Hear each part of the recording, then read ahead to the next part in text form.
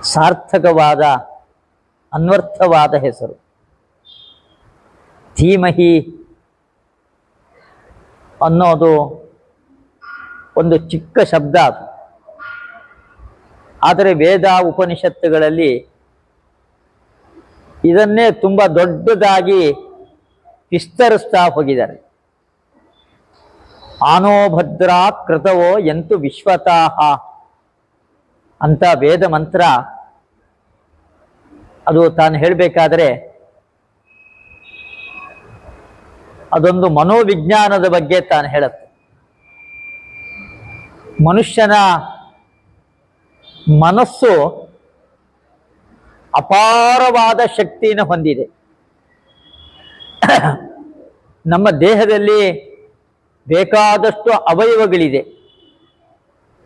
ಆದರೆ ಮನಸ್ಸಿನಷ್ಟು ಕ್ರಿಯಾಶೀಲವಾದ ಅವಯವ ಯಾವುದೂ ಇಲ್ಲ. ಮನಸ್ಸು ಯಾವಾಗಲೂ ಅದು ಕ್ರಿಯಾಶೀಲ. ಅದು ಆ ಕ್ರಿಯಾಶೀಲತೆ ಇರೋದರಿಂದ ಮನಸ್ಸಿಗೆ ಅಪಾರವಾದ ಶಕ್ತಿ ಇದೆ. ಅದನ್ನೆಲ್ಲ ವೇದ ಮಂತ್ರಗಳು ತುಂಬ ಚೆನ್ನಾಗಿ ಅದನ್ನ ನಿರೂಪಣೆ ಮಾಡುತ್ತೆ. ಒಬ್ಬ ಶಿಕ್ಷಣ ತಜ್ಞ ಅವನು ಅನೇಕ ಪ್ರಯೋಗಗಳನ್ನ ಮಾಡಿದ್ದಾನೆ. ಮನಸ್ಸಿನ ಬಗ್ಗೆ ಅನೇಕ ವಿಚಿತ್ರವಾದ ಪ್ರಯೋಗಗಳನ್ನೆಲ್ಲ ತಾನು ಮಾಡಿದ್ದಾನೆ. ಮನಸ್ಸಿಗೆ ಎಷ್ಟು ಶಕ್ತಿ ಇದೆ ಅದನ್ನ ನಾವು ಅರ್ಥ ಮಾಡ್ಕೊಳ್ಳಿಕ್ಕೆ ಆಗೋದಿಲ್ಲ ಎಂಬುದಾಗಿ. ಅಷ್ಟು ಶಕ್ತಿ ಆ ಮನಸ್ಸಿಗೆ ಇದೆ. ಆ ಮನಸ್ಸಿಗೆ ಆ ಶಕ್ತಿ ಬರಲಿಕ್ಕೆ ಕಾರಣ ಅನುಭವ. ಅನುಭವದಿಂದಾಗಿ ಅಪಾರವಾದ ಶಕ್ತಿ ಬರೋದು. ಆ ಮನಸ್ಸಿನಲ್ಲಿ ನೂರಾರು ಜನ್ಮಗಳ ದಾಖಲೆ ಅಡಗಿದೆ. ಆದರೆ ಮನಸ್ಸಿಗೆ ಭಾರಿ ಅನುಭವ ಜಾಸ್ತಿ. ಯಾಕೆ? ನೂರಾರು ಜನ್ಮಗಳ ಅನುಭವ ಮನಸ್ಸಿಗೆ ಇರೋದ್ರಿಂದ ಮನಸ್ಸು ವಿಚಿತ್ರವಾದ ಶಕ್ತಿಗಳನ್ನ ತಾನು ಹೊಂದಿದೆ. ಆದರೆ ಆ ಶಕ್ತಿಯ ಅಭಿವ್ಯಕ್ತಿ ಆಗಬೇಕಲ್ಲ, ಅಭಿವ್ಯಕ್ತಿ ಆಗ್ಲಿಕ್ಕೋಸ್ಕರವಾಗಿ ಅನೇಕ ಪರಿಸರಗಳು ಬೇಕು. ನಾವು ಯಾವ ರೀತಿಯಾಗಿ ಪರಿಸರದಲ್ಲಿ ಮಕ್ಕಳನ್ನ ಬೆಳೆಸ್ತೀವಿ ಆ ರೀತಿಯಾಗಿ ಮನಸ್ಸು ತಾನು ಅಭಿವ್ಯಕ್ತವಾಗುತ್ತೆ. ಮನೆಗಳಲ್ಲಿ ಯಾವಾಗಲೂ ಸಂಗೀತದ ರೆಕಾರ್ಡ್ಸ್ಗಳನ್ನು ಹಾಕಿ ಮಕ್ಕಳಿಗೆ ಕೇಳಿಸ್ತಾ ಇದ್ರೆ ಮಕ್ಕಳ ಮನಸ್ಸು ಅದೇ ವಿಧವಾಗಿ ತಾನು ಸಂಚಾರ ಮಾಡುತ್ತೆ. ಮಕ್ಕಳನ್ನ ಇನ್ಯಾವುದೋ ಬೇರೆ ಒಂದು ಕಲೆಯಲ್ಲಿ ನಾವು ನಿಷ್ಠಾತರಾಗಿ ಮಾಡಬೇಕು ಅಂತ ಆ ಮಕ್ಕಳಿಗೆ ಅದೇ ರೀತಿ ನಾವು ಶಿಕ್ಷಣವನ್ನ ಚಿಕ್ಕ ವಯಸ್ಸಿನಿಂದಲೇ ಕೊಡ್ತಾ ಹೋಗಬೇಕು. ಅವಾಗ ಮನಸ್ಸು ಅದೇ ವಿಧವಾಗಿ ತಾನು ಸಂಚಾರ ಮಾಡಿ ಅದರಲ್ಲಿ ಆ ಮಗುವಿಗೆ ನೈಪುಣ್ಯವನ್ನ ಆ ಮನಸ್ಸು ತಂದುಕೊಡತ್ತೆ. ಅದೇ ಇದಕ್ಕೆಲ್ಲ ಮೂಲಭೂತವಾಗಿ ಬೇಕಾಗಿರ್ತಕ್ಕಂಥದ್ದು ಛಲ. ಆ ಗುರಿಯನ್ನ ತಲುಪಬೇಕು ಎಂಬುದಾಗಿ ಛಲ. ಆ ಛಲ ಇದ್ದವನು ಆ ಗುರಿಯನ್ನ ತಲುಪ್ತಾನೆ. ಮನಸ್ಸು ಅದಕ್ಕೆಲ್ಲ ಸಿದ್ಧವಾಗಿರುತ್ತೆ, ಆದರೆ ಮನುಷ್ಯನಿಗೆ ಎಷ್ಟೋ ಬಾರಿ ಛಲ ಇರೋದಿಲ್ಲ. ಛಲ ಇಲ್ಲದೇನೆ ತಾನು ಸೋತು ಬಿಡ್ತಾನೆ. ತನ್ನ ಗುರಿಯನ್ನ ತಲುಪಲಿಕ್ಕೆ ತಾನು ಅಸಮರ್ಥನಾಗ್ಬಿಡ್ತಾನೆ. ಆದರೆ ಮನಸ್ಸಿಗೆ ಸಾಮರ್ಥ್ಯ ಇರುತ್ತೆ, ಆದರೆ ಮನುಷ್ಯನಿಗೆ ಛಲ ಇರೋದಿಲ್ಲ. ತಾನು ಹಿಂದೆ ಸರಿತಾನೆ, ತಾನು ಸೋಲ್ತಾನೆ. ಆದರೆ ಛಲದಿಂದ ಮುನ್ನುಗ್ಗಬೇಕು ಎಂಬುದಾಗಿ, ಧೀಮಹಿ ಎಂಬುದಾಗಿ, ಇದು ಗಾಯತ್ರಿ ಮಂತ್ರಕ್ಕೆ ಸಂಬಂಧಪಟ್ಟ ಶಬ್ದ. ಇದು ಗಾಯತ್ರಿ ಮಂತ್ರವನ್ನ ಕಂಡುಕೊಂಡವನು ವಿಶ್ವಾಮಿತ್ರ ಮಹರ್ಷಿ. ತಾನು ಜೀವನದಲ್ಲಿ ಕ್ಷಾತ್ರ ತೇಜಸ್ಸಿನ ದೊಡ್ಡ ಮಹರ್ಷಿಯಾಗಿದ್ದ. ಆದರೆ ತಾನು ವಸಿಷ್ಠ ಋಷಿಗಳ ಆಶ್ರಮಕ್ಕೆ ಹೋದ. ಆಶ್ರಮದಲ್ಲಿ ನಂದಿನಿ ಹಸು ಇದೆ, ಆ ಹಸು ಕೇಳಿದ್ದನ್ನೆಲ್ಲ ಕೊಡುತ್ತೆ. ಆದ್ರಿಂದ ವಿಶ್ವಾಮಿತ್ರ ತಾನು ಸಾವಿರ ಸಾವಿರ ತನ್ನ ಆನೆಗಳು, ಕುದುರೆಗಳು, ಸೈನಿಕರು, ದೊಡ್ಡ ಬಲವನ್ನೇ ತಾನು ತೆಗೆದುಕೊಂಡು ಹೋಗಿದ್ದ. ರಾಜೋಪಚಾರವನ್ನ ವಸಿಷ್ಠರು ಮಾಡಿದ್ರು. ಆನೆಗಳಿಗೆ ಬೇಕಾದ ಆಹಾರ, ಕುದುರೆಗಳಿಗೆ ಬೇಕಾದ ಆಹಾರ, ಆ ಸಿಪಾಯಿಗಳು ಅವರಿಗೆ ಬೇಕಾದ ಆಹಾರ, ವಿಶ್ವಾಮಿತ್ರ ರಾಜನಿಗೆ ಬೇಕಾಗಿರ್ತಕ್ಕಂತಹ ಸುಖ ಸೌಲಭ್ಯಗಳು ಎಲ್ಲವನ್ನೂ ಒದಗಿಸಿಕೊಟ್ಟು ವಸಿಷ್ಠರು ಸತ್ಕಾರವನ್ನು ಮಾಡಿದರು. ಅವಾಗ ವಿಶ್ವಾಮಿತ್ರನಿಗೆ ಅನ್ನಿಸ್ತು, ನಾನೊಬ್ಬ ರಾಜನಾಗಿ ಎಲ್ಲ ವಿಧವಾದ ಸಂಪತ್ತನ್ನ ನಾನು ಹೊಂದಿದ್ದೀನಿ, ಆದರೆ ಇಂತಹ ಭೋಗ ಸೌಲಭ್ಯ ಅದನ್ನ ನನ್ನ ಕೈಲಿ ಒದಗಿಸ್ಕೊಳ್ಳಿಕ್ಕಾಗಿಲ್ಲ. ಕಾಡಿನಲ್ಲಿ ವಾಸ ಮಾಡ್ತಕ್ಕಂಥ ಒಬ್ಬ ಋಷಿ ಇದನ್ನು ಮಾಡ್ತಾನೆ, ನನಗಿಂತ ಹೆಚ್ಚಿನ ಶಕ್ತಿ ಅವನಿಗಿದೆ. ಕಾಡಿನಲ್ಲಿರ್ತಕ್ಕಂಥ ಋಷಿಗೆ, ನಾಡಿನಲ್ಲಿ ಅರಮನೆಯಲ್ಲಿ ಸಿಂಹಾಸನದ ಮೇಲೆ ಕುಳಿತುಕೊಂಡಿರ್ತಕ್ಕಂಥ ಚಕ್ರವರ್ತಿ ನನಗಿಲ್ಲ. ಇದು ಅವನಿಗೆ ಆಶ್ಚರ್ಯ ಆಗತ್ತೆ. ಅದೆಲ್ಲ ಹೇಗೆ? ನಂದಿನಿಯನ್ನ ವಸಿಷ್ಠ ಋಷಿಗಳಿಗೆ ತೋರಿಸ್ತಾರೆ. ಈ ಹಸು ಇದೆಯಲ್ಲ, ಇದು ಕೇಳಿದ್ದನ್ನೆಲ್ಲ ಕೊಡುತ್ತೆ. ಅದರ ಯಾವುದರ ಕೊರತೆ ಇಲ್ಲ, ದಾರಿದ್ರ್ಯ ಇಲ್ಲ ನನ್ನ ಆಶ್ರಮದಲ್ಲಿ. ಆ ಹಸು ನನಗೆ ಬೇಕು ಎಂಬುದಾಗಿ ಗಲಾಟೆ, ಕೊಡೋದಿಲ್ಲ ಎಂಬುದಾಗಿ. ಇಲ್ಲ, ನಾನು ರಾಜ, ಬೆಲೆ ಮಾಡತಕ್ಕಂಥ ವಸ್ತುಗಳೆಲ್ಲವೂ ಕೂಡ ರಾಜನ ಅಧೀನ, ನಾನು ತೆಗೆದುಕೊಂಡು ಹೋಗ್ತೀನಿ ಎಂಬುದಾಗಿ. ವಸಿಷ್ಠ ಋಷಿಗಳು ಆಯ್ತು, ತೆಗೆದುಕೊಂಡು ಹೋಗು ಅಂತ ಹೇಳ್ತಾರೆ.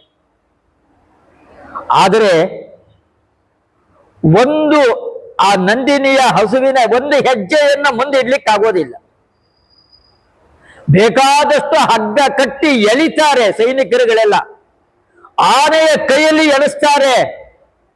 ಆದರೆ ಹಸುವಿನ ಒಂದು ಹೆಜ್ಜೆಯನ್ನ ಮುಂದೆ ಇಡ್ಲಿಕ್ಕೆ ಅವರು ಯಾರ ಕೈಯಲ್ಲೂ ಕೂಡ ಸಾಧ್ಯ ಆಗಲಿಲ್ಲ. ಎಲ್ಲರೂ ಸೋಲೊಪ್ಕೊಳ್ತಾರೆ. ದಿಗ್ಬಲಂ ಕ್ಷತ್ರಿಯ ಬಲಂ ಬ್ರಹ್ಮ ತೇಜೋ ಬಲಂ ಬಲಂ ಅಂತ ಹೇಳಿ ವಿಶ್ವಾಮಿತ್ರ ಮಹರ್ಷಿ ಈ ಕ್ಷಾತ್ರ ತೇಜಸ್ಸು ಇದು ಅನುಪಯುಕ್ತ. ಬರೀ ಹಿಂಸೆ ಹಿಂಸೆ ಹಿಂಸೆ. ಕ್ಷಾತ್ರ ತೇಜಸ್ಸಿನಲ್ಲಿ ಆ ಹಿಂಸೆ ಇರಬಾರದು. ಋಷಿಗಳಲ್ಲಿ ಅಹಿಂಸಾ ಮಾರ್ಗ ಇದೆ. ಅವರು ಯಾವತ್ತೂ ಕೂಡ ಯಾವುದೇ ಕಲಹ, ಗಲಾಟೆ, ರಕ್ತಪಾತ ಎಂದಿಗೂ ಹೋಗೋದಿಲ್ಲ. ಅಹಿಂಸೆಯಿಂದಲೇ ಎಲ್ಲವನ್ನೂ ಸಾಧನೆ ಮಾಡ್ತಾರೆ. ನಾನು ಆ ಮಟ್ಟವನ್ನ ತಲುಪಬೇಕು ಅಂತ ಹೇಳಿ ದಿಕ್ಕುಗಳಿಗೆ ತಾನು ತಪಸ್ಸಿಗೆ ಹೋಗ್ತಾನೆ. ಬೇಕಾದಷ್ಟು ಅಡಚಣೆಗಳು, ವಿಘ್ನಗಳು ಅವನಿಗೆ ಬರುತ್ತೆ. ಎಷ್ಟೇ ವಿಘ್ನಗಳು ಬಂದರೂ ಕೂಡ ತಾನು ಛಲದಿಂದ ತಾನು ಮುನ್ನುಗ್ಗುತ್ತಾನೆ. ಮೇಲಕ್ಕೆ ಮೊದಲಾದ ಅಪ್ಸರ ಸ್ತ್ರೀಯರು ಬರ್ತಾರೆ, ಸೋತ್ಕೊಳ್ತಾನೆ. ಆದರೆ ಬಿಡೋದಿಲ್ಲ ತಪಸ್ಸನ್ನ, ಮತ್ತೆ ತಪಸ್ಸಿಗೆ ಪ್ರವೃತ್ತಿ ಮಾಡ್ತಾನೆ. ತಪಸ್ಸನ್ನ ಮಾಡಿ ಮಾಡಿ ಮಾಡಿ ತಾನು ಕೂಡ ದೊಡ್ಡ ಮಹರ್ಷಿಯ ಸ್ಥಾನವನ್ನ ತಾನು ಹೊಂದುತ್ತಾನೆ. ಮಧ್ಯದಲ್ಲಿ ಬೇಕಾದಷ್ಟು ಅಡಚಣೆಗಳು, ವಿಘ್ನಗಳು ಯಾವುದು ಬಂದರೂ ಕೂಡ ತಾನು ಬಿಡೋದಿಲ್ಲ. ಛಲದಿಂದ ಮುನ್ನುಗ್ಗಿ ತಾನು ಹೋಗ್ತಾನೆ. ಮುನ್ನುಗ್ಗಿ ತಾನು ಹೋಗಿ ತಾನು ಗಾಯತ್ರಿ ಮಂತ್ರವನ್ನ ತಾನು ಕಂಡುಕೊಳ್ತಾನೆ. ಗಾಯತ್ರಿ ಮಂತ್ರ ತಾನು ಹೇಳೋದು ಉದಾತ್ತವಾದ ವಿಚಾರಧಾರೆಗಳು ಮನಸ್ಸಿನಲ್ಲಿ ಯಾವಾಗಲೂ ಬರ್ತಾ ಇರಲಿ. ಯಾಕೆ ಅಂದ್ರೆ ಈ ಮನಸ್ಸಿದೆಯಲ್ಲ, ಅದು ಬೀಗದ ಕೈಯಂತೆ. ಬೀಗದ ಕೈಯಿಂದ ಬೀಗವನ್ನ ಹಾಕಲೂಬಹುದು, ಬೀಗವನ್ನ ತೆಗಿಲೂಬಹುದು. ಆ ಬೀಗದ ಕೈಯಿಂದ ಹಾಗೆ ನಮ್ಮ ಮನಸ್ಸಿನಲ್ಲಿ ಒಳ್ಳೆ ಉದಾತ್ತವಾದ ವಿಚಾರಧಾರೆಗಳು, ಒಳ್ಳೆ ಚಿಂತನೆಯನ್ನ ಮಾಡಿ ಮಾಡಿ ಮಾಡಿ ಸಮಾಜಕ್ಕೆ ಉಪಯುಕ್ತವಾಗಿರ್ತಕ್ಕಂಥ ಕಾರ್ಯಗಳನ್ನ ಮಾಡಲಿಕ್ಕೂ ಅವಕಾಶ ಇದೆ. ಅಥವಾ ಕೆಟ್ಟ ಕೆಟ್ಟ ವಿಚಾರಗಳನ್ನ ಮಾಡಿ ದೇಶದ ವಿರುದ್ಧವಾದ ಚಟುವಟಿಕೆಗಳನ್ನ ನಡೆಸ್ತಾ ತಾವು ಹಾಳಾಗೋದು, ನಾಲ್ಕು ಸಮಾಜವನ್ನು ಕೂಡ ಹಾಳು ಮಾಡತಕ್ಕಂಥದ್ದು. ಇದನ್ನು ಕೂಡ ಮನಸ್ಸಿನಿಂದಲೇ ಮಾಡಬಹುದು. ಎರಡೂ ಕೂಡ ಮಾನಸಿಕವಾದ ಕ್ರಿಯೆಗಳೇ. ಆದರೆ ಗಾಯತ್ರಿ ಮಂತ್ರ ತಾನು ಹೇಳೋದು, ಸಮಾಜಕ್ಕೆ ಉಪಯುಕ್ತವಾದ ವಿಚಾರಧಾರೆಗಳು ನಮ್ಮ ಮನಸ್ಸಿನಲ್ಲಿ ಯಾವಾಗಲೂ ಬರ್ತಾ ಇರಲಿ. ಆನೋಭದ್ರ ಕೃತವೋ ಎಂತು ವಿಶ್ವತಃ ಅಂತ ಹೇಳಿ, ಭದ್ರಾಹ ಅಂದ್ರೆ ಸಮಾಜಕ್ಕೆ ಯಾವುದರಿಂದ ಮಂಗಳ ಇದೆ, ಸಮಾಜಕ್ಕೆ ಯಾವುದರಿಂದ ಕಲ್ಯಾಣ ಇದೆ, ಅಂತಹ ವಿಚಾರಧಾರೆಗಳು ನಮ್ಮ ಮನಸ್ಸಿನಲ್ಲಿ ಯಾವಾಗಲೂ ಬರ್ತಾ ಇರಲಿ ಅಂತ ಹೇಳಿ ಆ ಮಂತ್ರ ತಾನು ಅರ್ಥದ ಆವಿಷ್ಕಾರ ತಾನು ಹೀಗೆ ಮಾಡುತ್ತೆ. ಧೀಮಹಿ ಅಂತಹ ಒಳ್ಳೆ ಹೆಸರನ್ನ ತಾನು ಹೊಂದಿದೆ.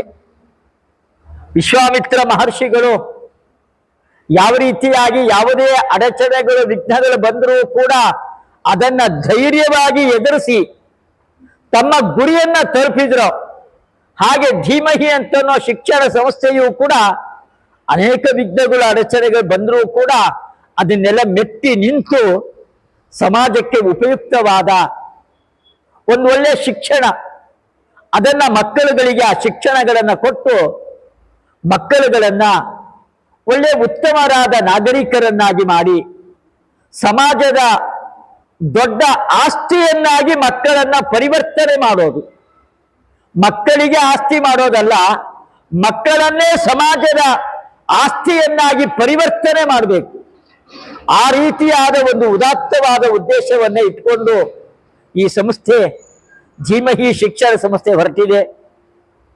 ಮುರಳೀಧರ ಕಟ್ಟಿಯವರು ಅವರ ಜೊತೆಗೆ ಇರ್ತಕ್ಕಂತಹ ಅವರಿಗೆಲ್ಲ ಸಲಹೆ ಸೂಚನೆಗಳನ್ನ ಕೊಟ್ಟು ತಾವು ಕೂಡ ಸಮರ್ಪಣಾ ಮನೋಭಾವದಿಂದ ಅವ್ರ ಜೊತೆ 10 ಜನ ದುಡಿತಾ ಇದ್ದಾರೆ.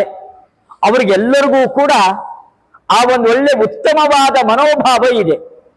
ಮಕ್ಕಳನ್ನ ಚೆನ್ನಾಗಿ ಬೆಳೆಸಬೇಕು, ಮಕ್ಕಳಿಗೆ ಉತ್ತಮವಾದ ಶಿಕ್ಷಣವನ್ನ ಕೊಟ್ಟು ಮಕ್ಕಳನ್ನ ಸಮಾಜದ ದೊಡ್ಡ ಆಸ್ತಿಯನ್ನಾಗಿ ಬೆಳೆಸಬೇಕು ಎಂಬುದಾಗಿ ಮುರಳೀಧರ ಕಟ್ಟಿಯವರು ಅವರ ಜೊತೆಗೆ ಸಕ್ರಿಯವಾಗಿ ಕೆಲಸವನ್ನ ಮಾಡ್ತಾ ಇರತಕ್ಕಂತಹ ಎಲ್ಲರಿಗೂ ಕೂಡ ಆ ಉತ್ತಮವಾದ ಮನಸ್ಸಿದೆ, ಉದಾತ್ತವಾದ ಚಿಂತನೆಗಳಿದೆ.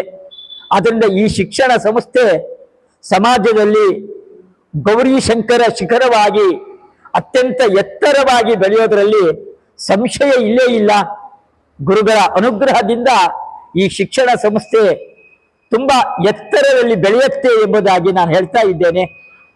ಮಕ್ಕಳುಗಳನ್ನ ಇದೇ ವರ್ಷದ ಪ್ರಾರಂಭದ ಶಿಬಿರ ಇದು.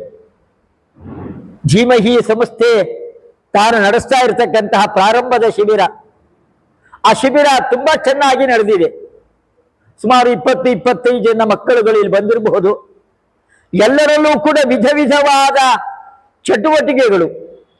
ಮಕ್ಕಳುಗಳನ್ನ ಇಂಥ ಚಟುವಟಿಕೆಗಳಲ್ಲಿ ಬೆಳೆಸಿದಾಗ ಮಾತ್ರ ಅವರ ಮನಸ್ಸು ವಿಕಸನವನ್ನು ಹೊಂದತ್ತೆ. ಆ ವಿಕಸನ ಹೊಂದಿದಾಗ ಅದರಿಂದ ಮಕ್ಕಳಿಗೆ ಆರೋಗ್ಯ, ಬುದ್ಧಿಶಕ್ತಿಯ ಚೆನ್ನಾಗಿ ಬೆಳೆಯುವಿಕೆ, ಅಭಿವೃದ್ಧಿ, ಪ್ರಗತಿ, ಹೀಗೆ ಅನೇಕ ವಿಧವಾದ ಪ್ರಯೋಜನಗಳು ಇಂತಹ ಚಟುವಟಿಕೆಗಳಿಂದ ಮಕ್ಕಳುಗಳಿಗೆ ದೊರೆಯುತ್ತೆ.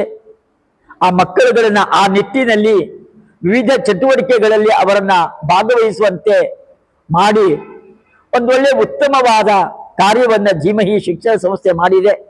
ಮುರಳೀಧರ ಕಟ್ಟಿಯವರು ಅವರ ಜೊತೆಗೆ ದುಡಿತಾ ಇರತಕ್ಕಂತಹ ಎಲ್ಲರಿಗೂ ಕೂಡ ನನ್ನ ಅಭಿನಂದನೆಗಳನ್ನ ಸಲ್ಲಿಸ್ತಾ ಇದ್ದೇನೆ. ಮಕ್ಕಳುಗಳನ್ನ ಈ ಸಂಸ್ಥೆಗೆ ಕಳುಹಿಸಿಕೊಟ್ಟು, ಯಾಕೆಂದ್ರೆ ಸಂಸ್ಥೆಯ ಬಗ್ಗೆ ನಂಬಿಕೆ, ವಿಶ್ವಾಸ ಅದು ಮುಖ್ಯ. 10 ವರ್ಷ ಸಂಸ್ಥೆ ನಡೆದಿದೆ ಅಂತ ಆದ್ರೆ ಅವಾಗ ನಂಬಿಕೆ ಬರುತ್ತೆ. ಆದ್ರೆ ಪ್ರಾರಂಭದ ವರ್ಷದಲ್ಲೇನೆ ಬೇಗ ನಂಬಿಕೆ ಬರೋದಿಲ್ಲ. ಆದ್ರೆ ಮುರಳೀಧರ ಕಟ್ಟಿಯವರಿಗೆ ಸಮಾಜದಲ್ಲಿ ತುಂಬಾ ಅನುಭವ ಇದೆ. 10 ಶಿಕ್ಷಣ ಸಂಸ್ಥೆಗಳನ್ನ ನೋಡಿ ಅವರು ಈ ಸಂಸ್ಥೆಯನ್ನ ಹುಟ್ಟು ಹಾಕಿದ್ದಾರೆ. ಅವ್ರಿಗೆ ಒಳ್ಳೆ ಅನುಭವ ಇದೆ. ಅನುಭವ ಇರೋದ್ರಿಂದ ಮಕ್ಕಳುಗಳನ್ನ ಯಾವ ರೀತಿ ಶಿಕ್ಷಣ ಕೊಡಬೇಕು, ಬೆಳೆಸಬೇಕು, ಅವರೆಲ್ಲ ತುಂಬಾ ಚೆನ್ನಾಗಿ ಅದೆಲ್ಲ ಗೊತ್ತಿದೆ ಮುರಳೀಧರ ಕಟ್ಟಿಯವರಿಗೆ. ಆದ್ರಿಂದ ನೀವೆಲ್ಲ ಪೋಷಕರು ಅವ್ರ ಮೇಲೆ ಈ ಸಂಸ್ಥೆಯ ಬಗ್ಗೆ ವಿಶ್ವಾಸವನ್ನ ಇಟ್ಟು, ನಂಬಿಕೆಯನ್ನ ಇಟ್ಟು ನೀವೆಲ್ಲ ಮಕ್ಕಳುಗಳನ್ನ ಕಳುಹಿಸಿಕೊಟ್ಟಿದ್ದೀರಾ. ನಿಮಗೆ ಪೋಷಕರಿಗೂ ಕೂಡ ನಾನು ಅಭಿನಂದನೆಗಳನ್ನ ಈ ಸಂದರ್ಭದಲ್ಲಿ ಸಲ್ಲಿಸಿ ನನ್ನ 2 ಮಾತುಗಳನ್ನ ಮುಗಿಸ್ತಾ ಇದ್ದೇನೆ.